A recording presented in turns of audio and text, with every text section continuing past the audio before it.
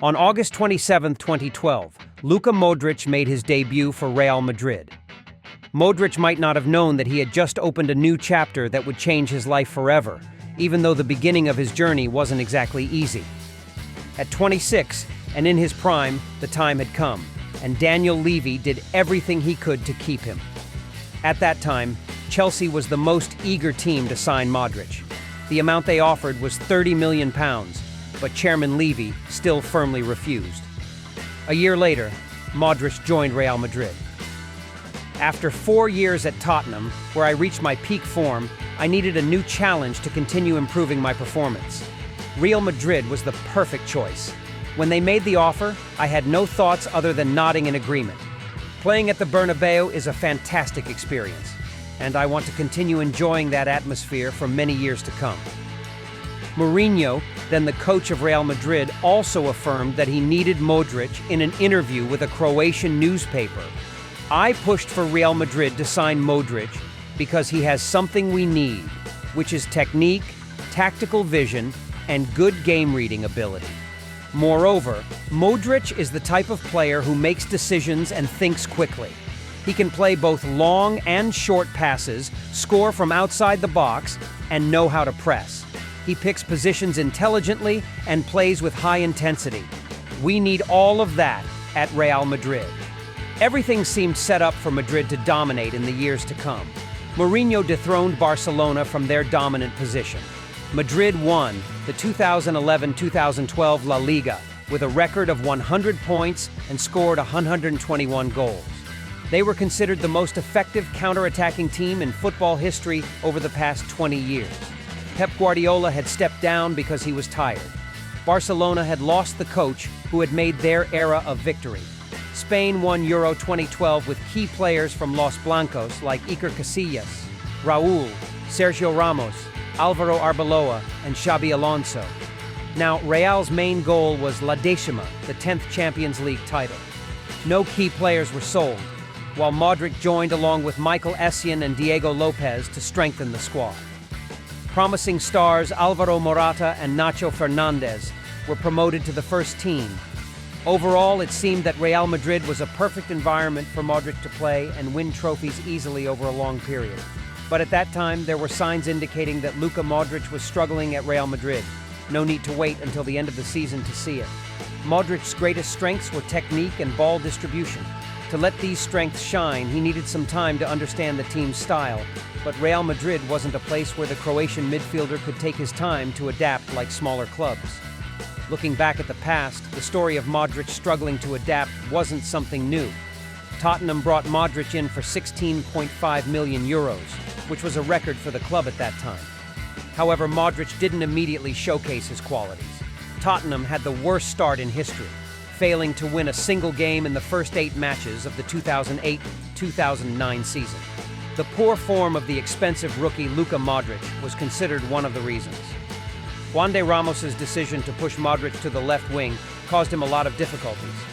Ultimately, Ramos was fired, and Harry Redknapp was chosen as his replacement. Redknapp was the first to move Modric into a position one spot above the defense, similar to Andrea Pirlo's role. The football community later believed that the 4-4 draw against Arsenal in October 2008 was considered a turning point, a rebirth for Modric in his new position.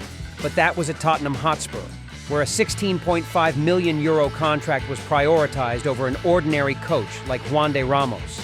The story at Real Madrid was even more challenging. Everything started according to plan, with Modric registered for 2 matches of the Spanish Super Cup against Barcelona. He made his debut from the bench at the Bernabeu to help Madrid win due to the away goal advantage against their big rivals. The 2012-2013 season began with a successful trophy, but unfortunately, at that time, Real didn't know that the Super Cup would be the only trophy they would win that season. Frustration, anger, and internal conflicts were the 3 words to describe Real Madrid's internal situation at that time. It was like a ticking time bomb warning of on-field failure. In other words, it was a nightmarish environment for any new signing to enter. Mourinho was involved in many internal conflicts and didn't have time to focus on a rookie like Modric. Mourinho's team managed to earn only 4 points after the first 4 games. Barcelona took advantage of the situation and built a significant lead.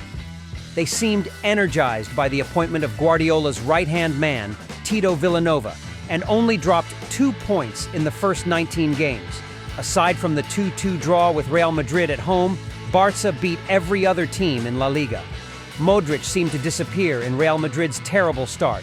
He was registered after the draw with Valencia and the win against Getafe.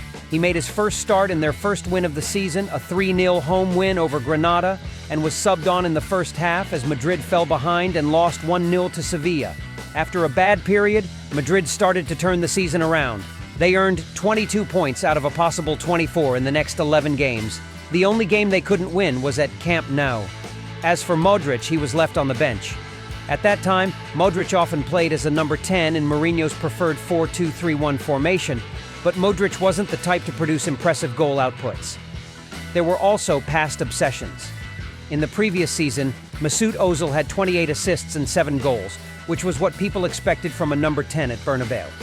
By Christmas, Modric had only scored 1 goal and made 1 assist, while not even in Mourinho's preferred starting lineup. At that point, Madrid was already 18 points behind the league-leading Barcelona. The reality showed that Barca was incredibly good that year, but Los Blancos fans couldn't accept it and needed someone to blame. Modric was so underwhelming that he was voted the most disappointing signing in La Liga in 2012.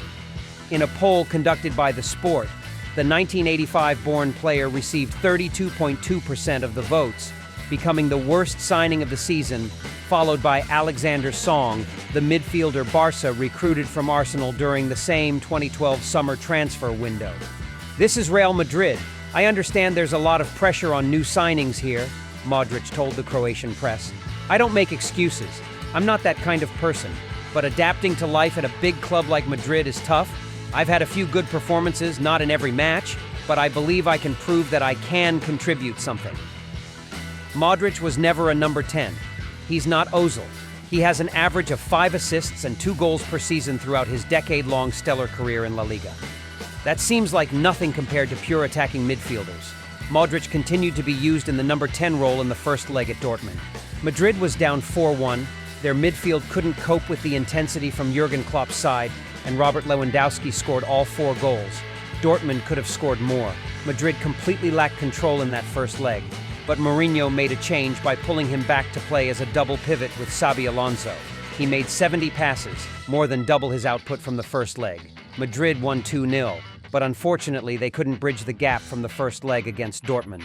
But the switch to drop Modric to a deeper role opened a significant chapter for him and Real Madrid. Afterward, Ozil was replaced by Kaká. A year later, Toni Kroos joined, and Casemiro began to break through. Madrid shifted from 4-2-3-1 to a 4-3-3 formation, allowing Modric to be both a deep-lying playmaker and an important player, just like Xavi and Iniesta were for Barcelona. Despite all the daily demands and pressure from public opinion, Luka is a very balanced person and confident about himself. He knows what Real Madrid needs from him, understands the club's size and its goals. That's what Mourinho said to defend Modric. "I can only say good things about Mourinho," Modric told Marca about Mourinho after a year of working together. "He's a fantastic coach. It's a pleasure to work with him. He taught me how to play more aggressively. He always tries to bring out the best in each player. If you give 100%, Mourinho will ask for 110%. If you don't give your best, someone else will take your place."